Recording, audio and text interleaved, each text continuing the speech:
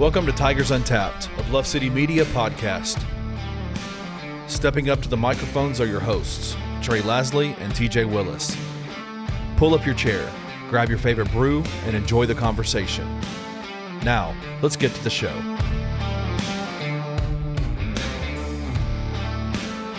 What is up, Tej? We're back, not in studio after a short hiatus.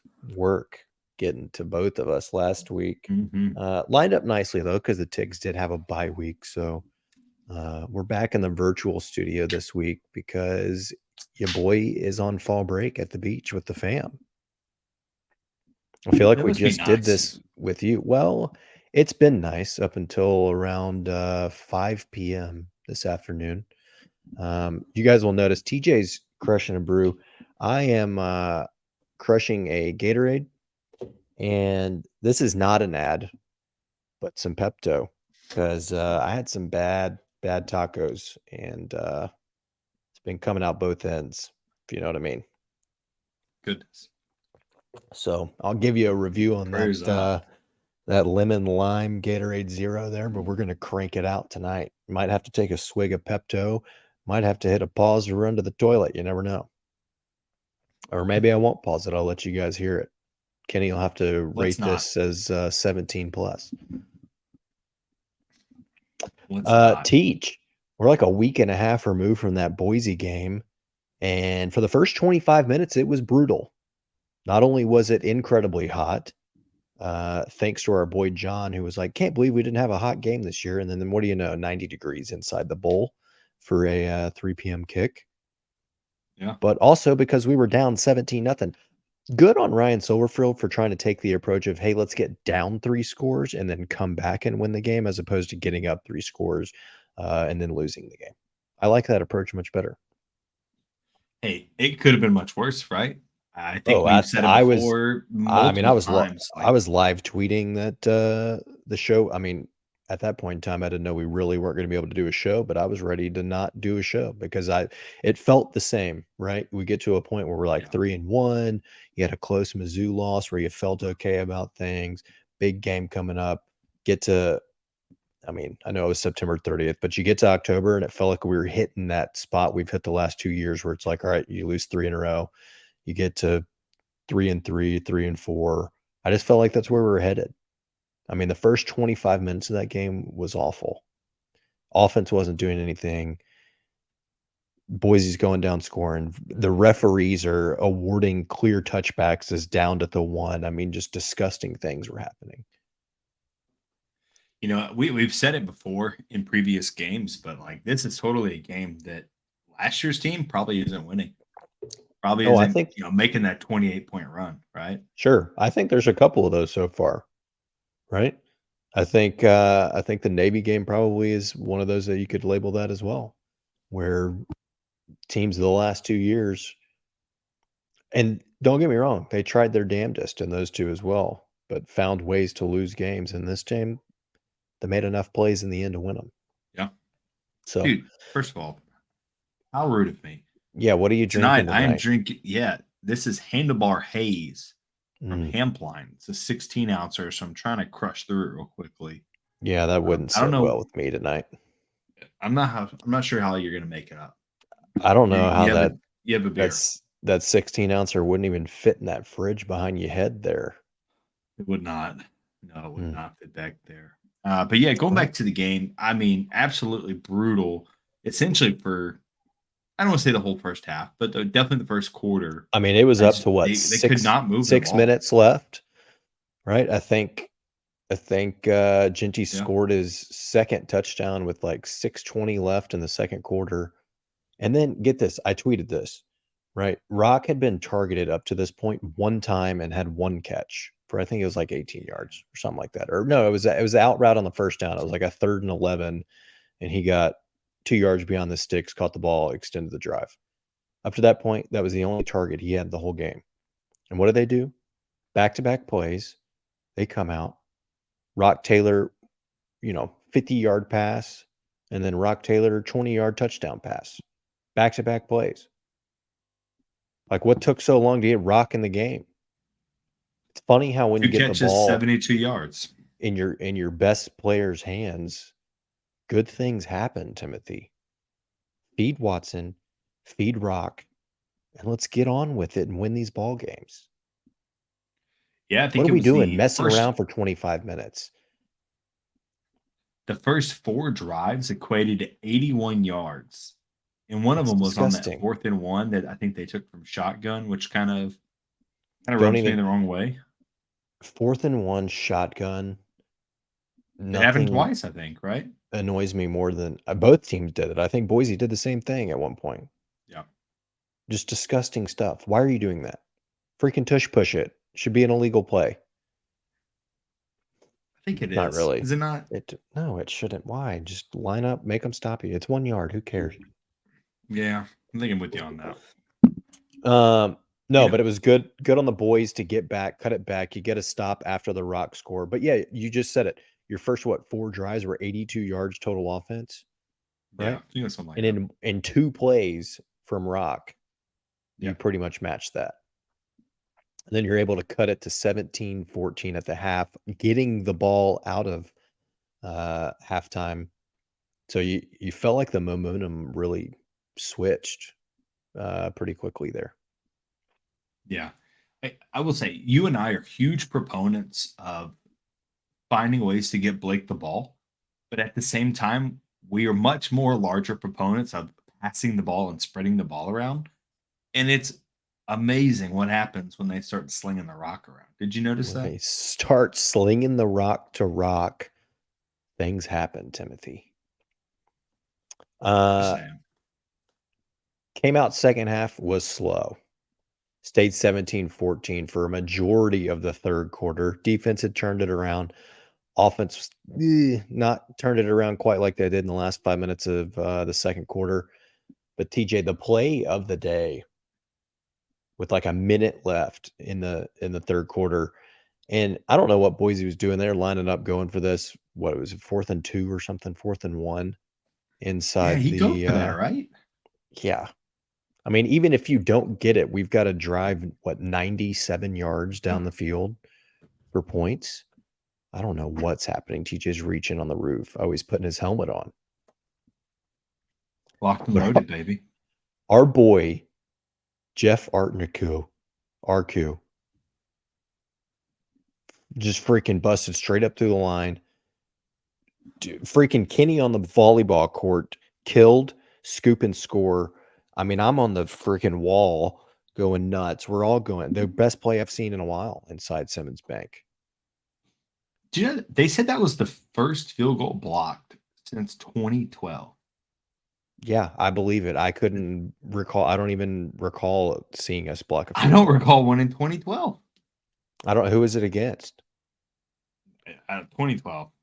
I try to. It's the first. Is the first one returned for a tutty since like 2003.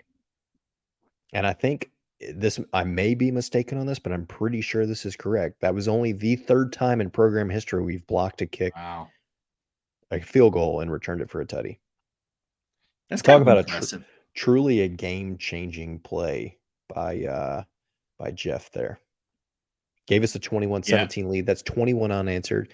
You get a stop to start the fourth quarter, get the ball back, and then an absolute bomb, which was a little bit of a quack. It was a little ducky of a ball.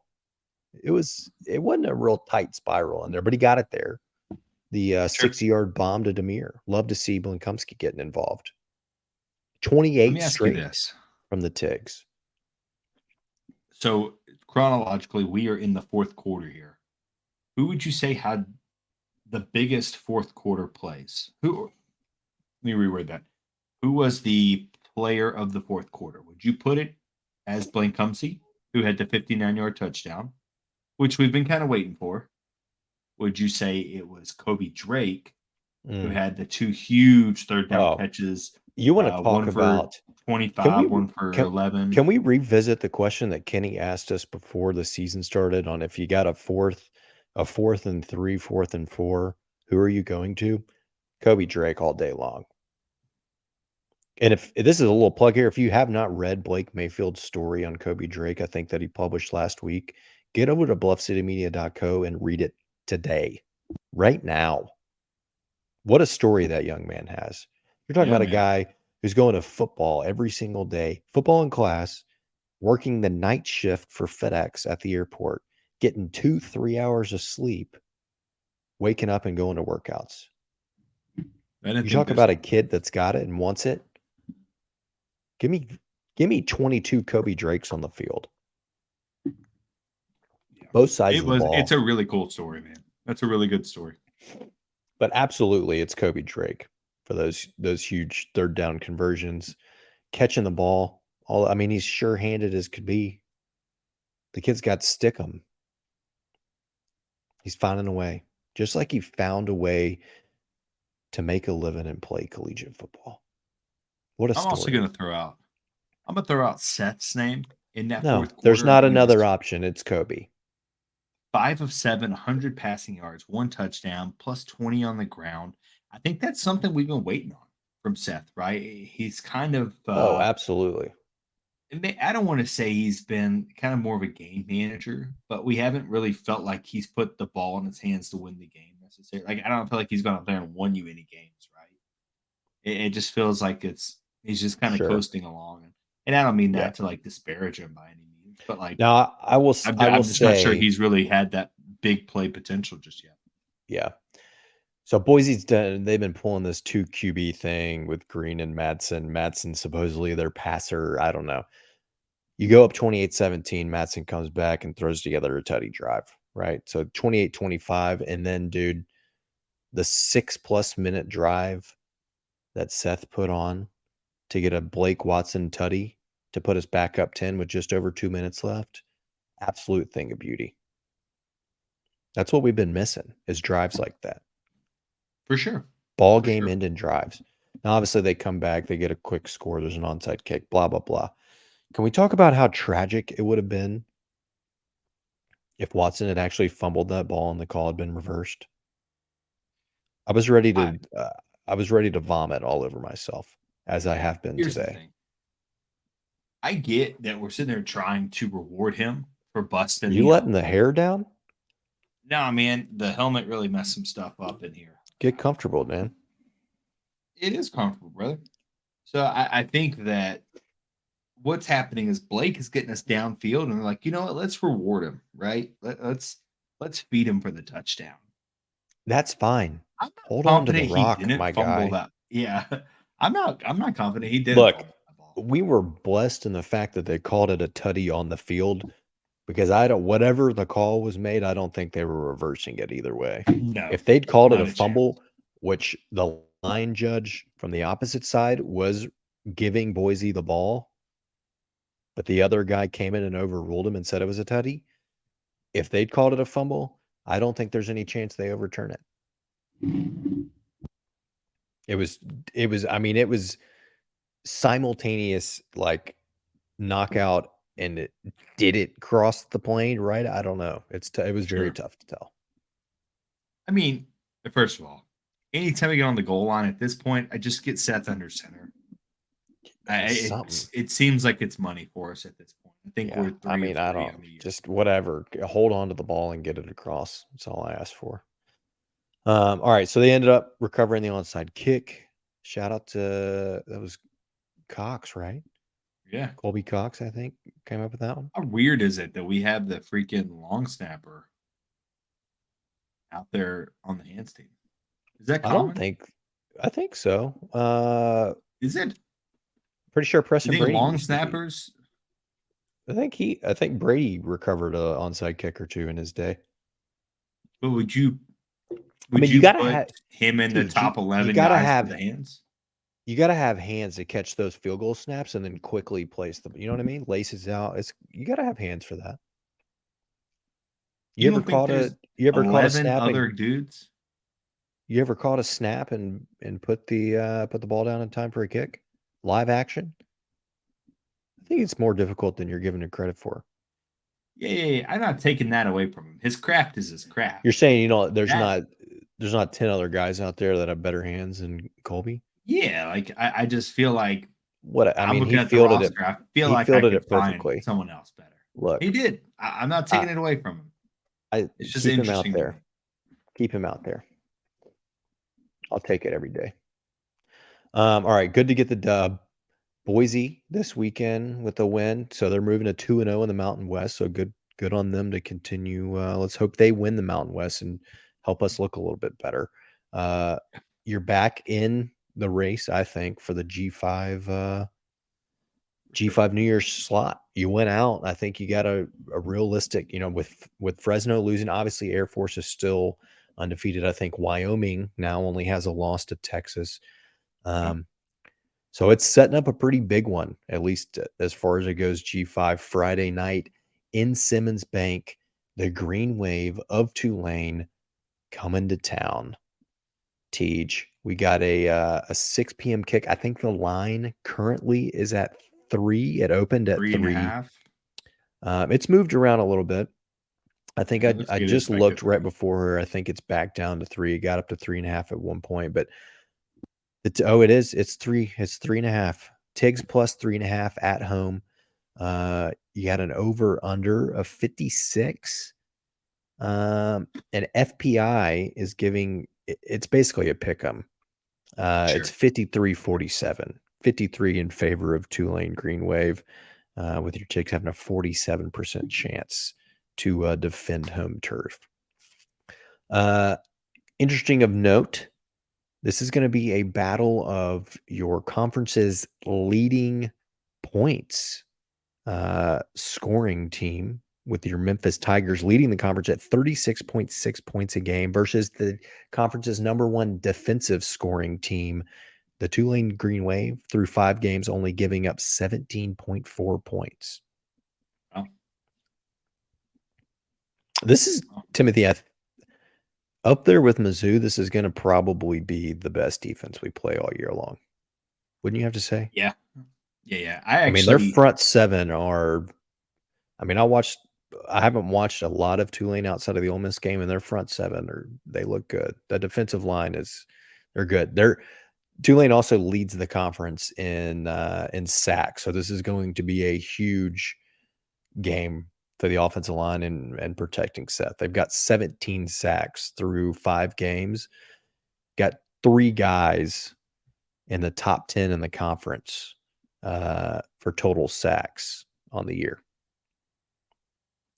Yeah, I remember when watching the Mizzou game, I was like, the type of pressure that they were able to get on Seth, I was like, get used to this, because this is exactly how Tulane is going to be. This is coming up again in 2 weeks, 3 weeks. Yeah, 3 weeks, right? Yeah, from the Mizzou game. Yeah, because Hodges and Jenkins are 2 defensive ends for them. They're incredible. They were there last year. They were awesome last year. Guess what? They're still awesome this year. Yeah. So they are both in the top 5. They've got 3.5 sacks apiece in Patrick Jenkins and Darius Hodges. And then with 3 right behind them, another defensive lineman is Cameron Hamilton. So right there on the defensive front, they got 10 total sacks between the 3 of those guys. Yeah. So it's going to be a real test for that Memphis offensive line. Got to get the ball out quick, space it out, get it out to Watson in the flats, let him make a play, get me crossing routes with Kobe and Rock. Now, offensively, Pratt's been hurt a little bit, right? He missed, I think, 2 games with a knee injury. Is that what it was? So his numbers are a little bit down. Obviously, he's only thrown for 670, 8 touchdowns, 1 interception, missing 2 games. And then the running backs, he's fairly good, but he's no Tajay Spears and Mekhi Hughes. I think he's run 365 yards and he's got 3 touchdowns. He's averaging 5.1 a carry. And then out at wide receiver, they got a good one. They key in on Lawrence Keys, the third, quite a bit of smaller bodied hometown kid out of New Orleans. Then a former Fighting Irish guy there. Yeah. TJ. Yeah, he was at Notre Dame for a couple years. TJ, if Notre Dame and the Tigs play, who are you pulling for? Tigers. That's easy. All right. That question. Timothy's a big Notre Dame guy too, for all those listening at home. Yeah.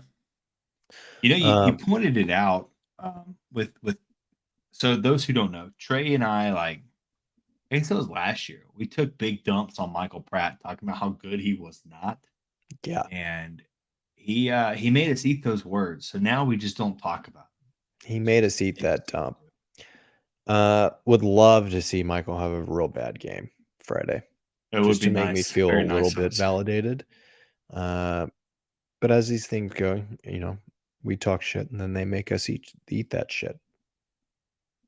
So I'm not going to say anything. I will say, not going to say anything bad about him. I will say, now that how these things go, like you said, now that I've said Mekhi Hughes is not Tajay Spears, he's probably going to put up 200. That's how it works, man. I will say, with the injury, he is not as mobile as he once was. I mean, I think he's put up 40 yards a game, maybe rushing, which is obviously still very impressive. But you're talking about Pratt?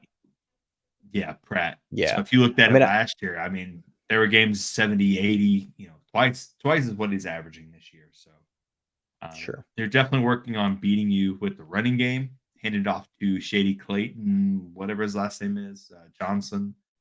Mekhi is kind of the workhorse there, as you pointed out, and then just throwing bombs to Lawrence Keys. It's going to be either a screenplay with a big yak, so the yards after the catch, or just ripping bombs downfield to him. Honestly, man, it's pretty straightforward with him. Yeah. So what are the keys for the Tigs, you think, besides focusing in on Lawrence Keys? Yes, I think stopping the run. How do you beat this Tulane team stopping the run? I think so. I really do think that's the kind of the center point of it, right? Because that's pretty much the thing. They're very similar to Memphis, right? They're going to run the ball to establish the run and then just set up a big passing play. Run the ball to establish the pass. I mean, if you're running the ball, you've established the run there. I know we've talked about it time and time again. You said they're going to run the ball to establish the run. If you're running it, establish the pass. Offensively, what do you want to see out of the Tigs? Air it out. I think they know.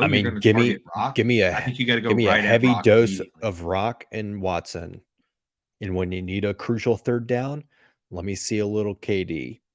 That's all you got. That's all you need. Yeah. If you want to, just sail one out there to Demir, I'll have some of that too. A little bit of that on the side. I think first play, everyone is expecting a handoff, a run, or something like that. I would honestly just try to rip one downfield. Just take a deep shot right out the gate. Just give me a skate. I know that sounds crazy, straight out the gate. I'm a little shocked we haven't seen more of skates. I haven't heard anything about an injury, anything like that.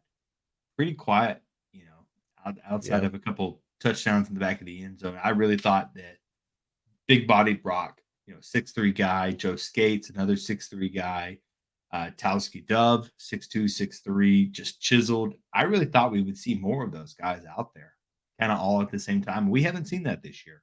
You really have. A little surprising. Just a little surprising. All right, Timothy, what do you think? It's a Friday night. It's fall break for some schools. I think a lot of high school football is off this week, given the fall break. So that's good, actually. What do you think the crowd's going to look like? Is it going to be our biggest of the season?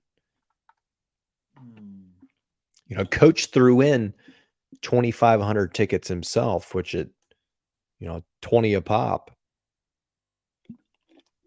That's a good little check he wrote. You think he actually did that? Yeah, for sure. I mean, I think he paid something. I'm sure they probably gave him the tickets for like $2 a ticket or something. He wrote a little $5,000 check. I don't know. I think he paid for them. You think he paid full ticket price, full face value for those? He's a millionaire. What are we talking 20 about? Plus. You think he wrote a $50,000 plus check? Or do you think they just took it straight out the direct deposit so you never even saw it? Probably. Something like that, I'm sure. Yeah. I think it'll be a decent crowd. I think it's going to be between 30 and 35-ish. I'll settle on like a 33, 32. Dude, it's Friday, right? Friday games just typically don't do that great. I know people don't want to hear it. It's the reality of the situation. You almost have to have a perfect storm of no storm at the perfect time on a Saturday where the crowds are typically weak. I will say the weather is going to be fantastic. Don't jinx it, but it should be a beautiful evening in the bowl. It should be. The problem is it's a Friday. There's 3 problems here, TJ. It's a Friday, 6 p.m. We're a late arriving crowd, always have been, always will be, and it's fall break. Yeah, but someone also said there was a PS5 and money being given away. Am I making that up? The student section, it appears they are doing a tremendous amount of giveaways. A couple of iPhone 15 Pros, a PS5. Well, maybe that. Okay, yeah, that's right. It was only for the student section. I don't remember what all it was they were giving out, but it's a lot. And Ryan has mentioned a few times. We're going to football games as students. Well, we were winning 3 games in 2 years. Nothing. The flu. Yeah, because we were sitting in a downpour in October watching us lose to East Carolina with 2,100 other people. We deserve a PS5. So dumb. I'm okay with it though. Ryan has actually said in several interviews, he's kind of called out the student section, talked about how great they've been. We've seen it with Memphis Madness. They are definitely the university is targeting the student section. I mean, students in general this year. By no means do we have the best student section in the country, or maybe even the conference, but it is vastly improved from where it has been previously. For sure, 100%. For sure. So it's definitely better than when we were students. I feel like. Oh yeah, definitely. But both of them, kind of a poor argument. I mean, yeah, the football team is much better now than. Yeah. All right, give me your score predicts, Teach. Jeez, this is so tough, man. I think Tulane is very good. I think they are the real deal when it comes to a top 25 offense or a top 25 defense. There are some questions around their offense, honestly. Without some of those big home run plays, I'm not sure they are as good as advertised, right? I mean, they played Ole Miss close for a bit there on the backup quarterback, and yeah, I mean both of us. I think Mizzou's a hell of a team. We just saw that with LSU. 4-1 with losses, close, arguably close. I mean, Ole Miss got away a little bit at the end, but closer losses to 2 top 25 SEC opponents, both who I think will end up fairly well. And I mean, I think Missouri fell out of the AP this week, but yeah, they found a way to beat Kentucky this week. I think they're right back in it. Yeah, I do expect them to beat Kentucky, but I'm trying to do the math here. I think 34-28. I do think it's going to be close for sure, like without question. What did you say the over-under was? Do you still have that written down? It's 56. 34-28 is definitely passing that. I think we've hit like all of our overs, and they've basically hit all unders. Yeah. That's my only concern. This feels like an under. It does. I might get real weird with it.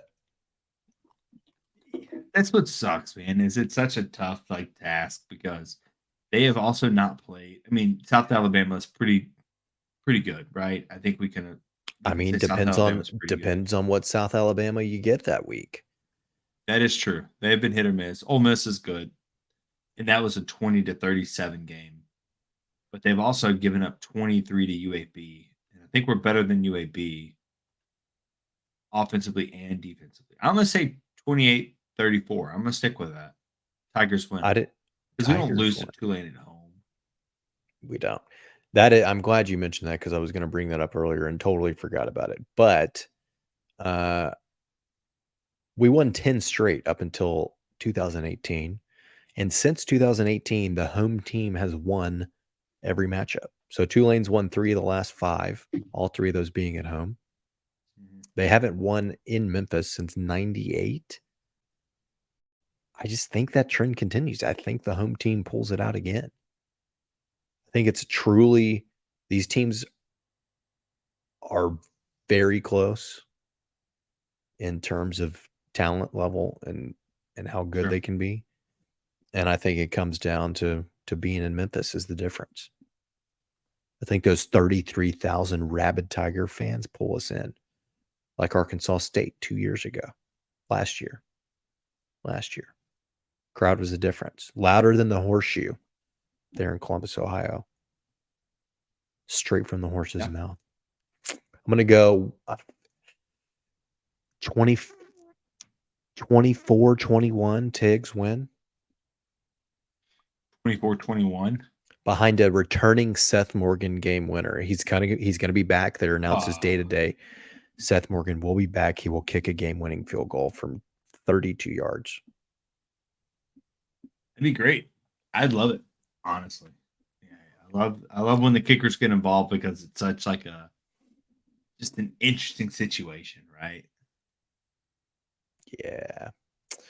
All right, Tej, let's take a quick break. When you guys get back, we had AAC basketball hoops media day. Hoops is around. We are 20 days away, Timothy, from our first exhibition, hoops media days. And then we'll have we officially changed it to Ride TJ or Fade TJ and Thunder Picks? We'll be right back.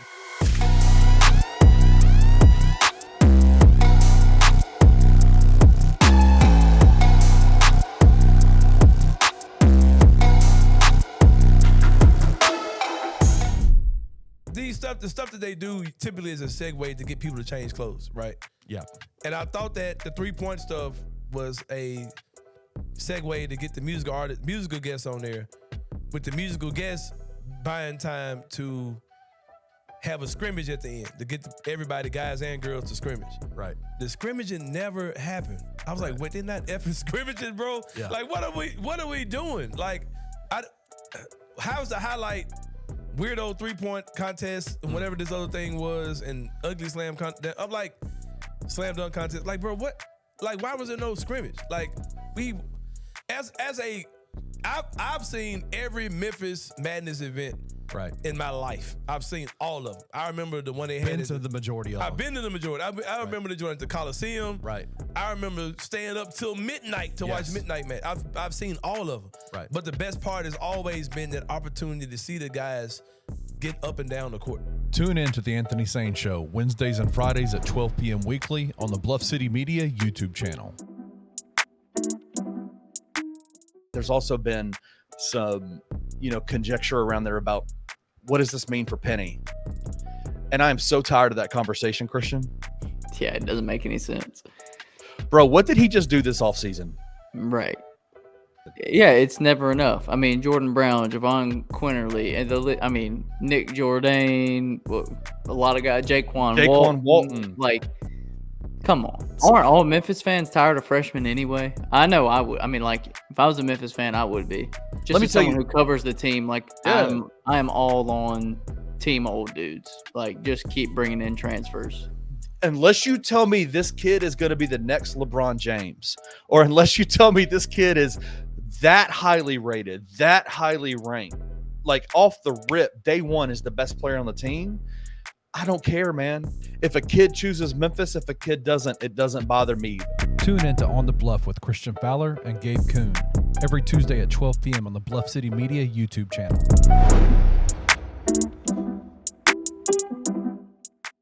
Bluff City Media and Bluff City NIL are proud partners of Coaching for Literacy, a Memphis nonprofit using the power of sports to impact childhood literacy. When you donate to Bluff City NIL through Coaching for Literacy, your gift is 100% tax deductible. This partnership is a win-win-win. Tiger student athletes win in the NIL landscape. Coaching for Literacy wins by engaging Tiger student athletes in this monumental cause. And most importantly, elementary students in Memphis receive support to become strong readers. To donate today, visit coachingforliteracy.org/bluff-city.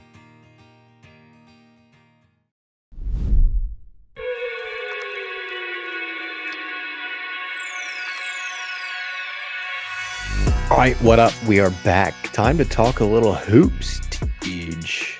We're in Hooptober. I think our first exhibitions is on the 29th. Is that right? Yeah, 20 days. just under 3 weeks away from Tiger basketball. AAC Media Days was today. This is Monday night, so on the recording. Any surprise, TJ, on the preseason poll? No, we talked about this. Obviously, FAU returning their entire starting five from a Final Four team was voted first with 11 out of 14 first place votes. However, Tigs got 3 of them. They're in second, followed by Tulane at third, UAB 4, East Carolina, North Texas, SMU, Wichita State, South Florida, Tulsa, Rice, Temple, Charlotte, UTSA. Any surprises in that preseason poll by you? Not really. I mean, you know who the top is, right? I think the bottom, maybe you could move a couple teams around, but nothing wild, right? I mean, I think it's about what we expected when we talked about it earlier in the year. Other notables, the Tigers had one first team preseason selection. Not honestly who I would have thought if we had one that it was going to be Javon Quinterly, but I'll take it. Any surprise there from you on Quinterly being the solo Tig to be on the first team all-conference team? By the way, I didn't realize that this was positionless. Straight up all guards. With Eric Gaines from UAB, John L. Davis from FAU, Elijah Martin, FAU, Javon Quinterly, Memphis, and then Jalen Forbes, Tulane. Yeah, I would say it's a little bit interesting. I really thought Jordan Brown has an argument to be made there. I mean, I even mentioned I feel like David Jones has an argument, but whatever. I mean, there's a couple guys out there. So Quinterly gets the first team nod. Jordan Brown, to your point, he's second team nod. And then it didn't stop there, Timothy. We got rookies of the year and Carl and JJ, which is interesting. We talked a little bit before we started. I think that's just because they're likely the highest rated incoming freshmen. Although, do you have to be a freshman to be rookie of the year? I mean, if you're a rookie of the conference. Yeah. I don't think Quinterly could win rookie of the year because it's his first year. He's a rookie in the American. Yeah, maybe if you're a redshirt freshman, I think you got a shot. But the next highest rated American player is Keanu Dawes, who is out of Houston, who committed to Rice. He's number 149 in the nation. They ain't putting no Rice kid on there. Yeah, it's not too far off from JJ, where he ended up being ranked. Rice doesn't know ball.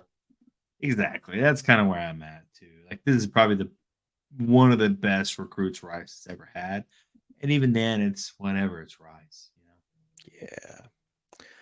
Yeah. Any other surprises on any of the first team or anything that you saw? No, and I'll kind of take it with a grain of salt, right? Like, we don't know if we're going to have DeAndre or not, right? I think that changes things. If we knew DeAndre was bad, I was going to ask you, layout of all of this. Are you concerned, given the information that has recently come out about the initial request being denied? Do you feel better or worse than you felt before knowing that? It's hard for me to know. I want to say better because it's like maybe they knew what they were missing and needed to provide in order to get the decision they want. And so they've provided that. And now you think you're hopeful, hey, we get the decision. But the other part of me is like, we're sitting here. We just talked about it less than 3 weeks from exhibition game. We still hadn't heard one way or the other. Yeah, I think generally I feel better about it, right? Like you kind of know what you're working with, but then at the same time, it's the NCAA. Like, you never really know. You never really know. I would feel much better if DeAndre were on campus practicing with everybody right now. Obviously, a little bit different of a situation, but losing out on that camaraderie and things like that, the time work and stuff like that. It's just, those are valuable minutes that you're not going to get. So yeah, we'll figure it out, I'm sure. Sure.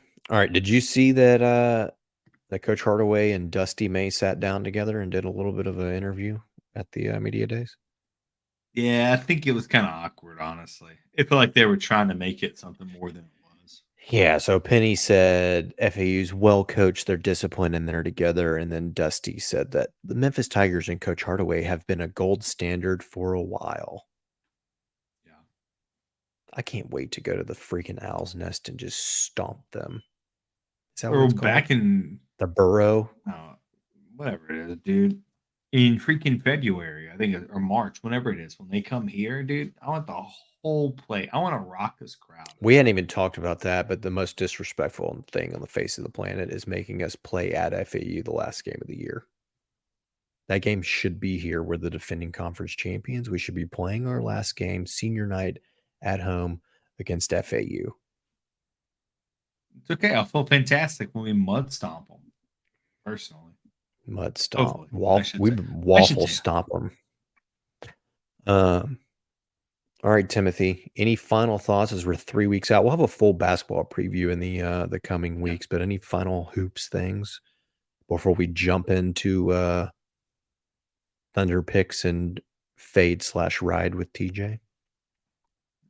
I don't think so. It's so early on. I think with a very talented team, is definitely a team capable of winning at a minimum based off the talent alone.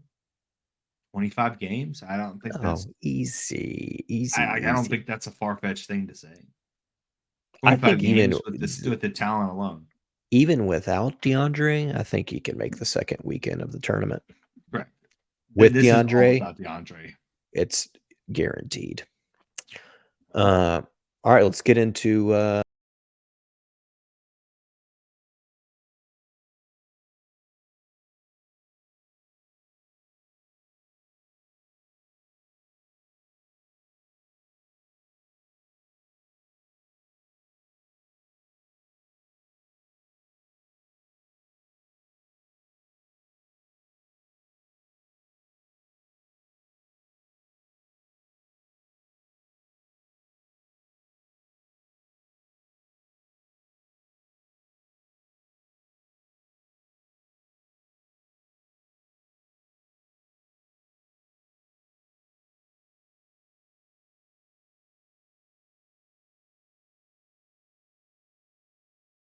we're looking through it. There's nothing again that I love.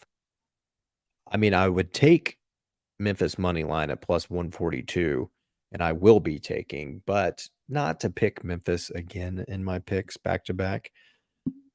I'm looking through here, and I like this SMU minus 12.5 at East Carolina because East Carolina has been absolute dog water this season.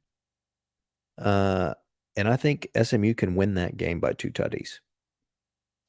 Okay. So I'm taking SMU minus 12.5. Yeah, I don't think that's a bad one. I would definitely consider that for sure. I am going to go a little bit different. I'm going to take the money line of Kansas over Oklahoma State. I just don't think Oklahoma State's that great. Like I know they beat Kansas State, whatever. My questions are out on Kansas State at this point, honestly. I let you in on a little secret that Kansas State ruined a parlay for me this weekend because I thought Oklahoma State was doo-doo, and that was a bounce backer for Kansas State, and it sure wasn't. Sure wasn't. Yeah, I mean, I'd be careful with those old Cowboys out of Stillwater. Kansas State is they'll ruin a parlay or two.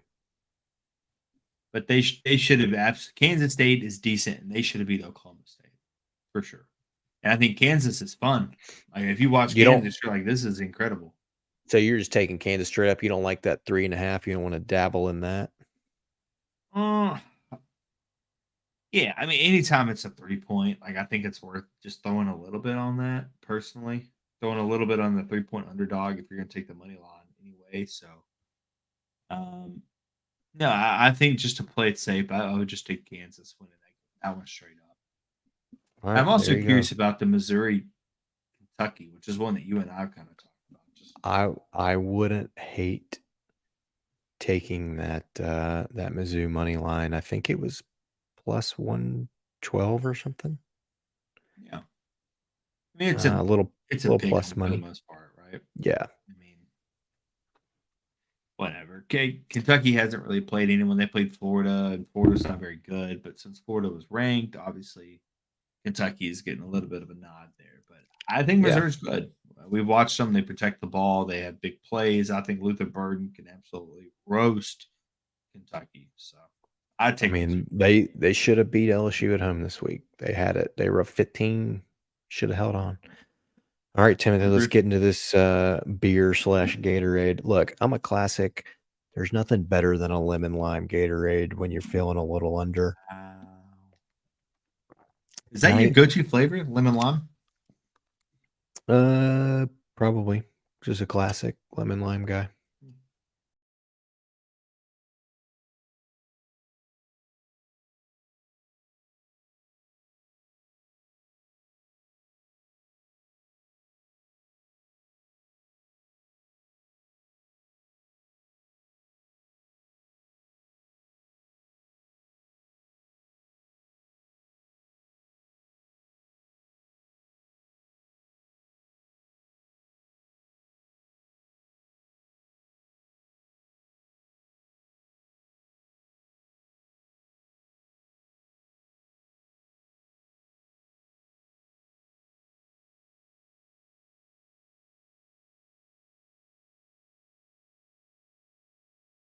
I don't love the Pepto can.